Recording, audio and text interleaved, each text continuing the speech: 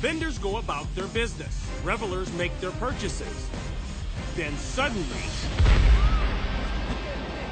a plume of smoke and the crackling of pyrotechnics triggers panic.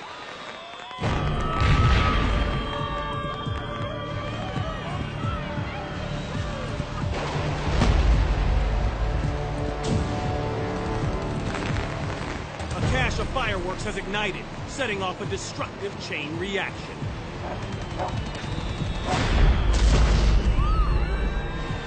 Vendors and customers flee as one stall after another explodes. Standers chip in to help battle the flames.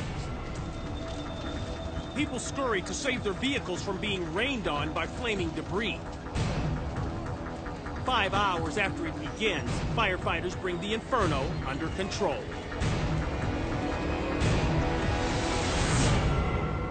The catastrophe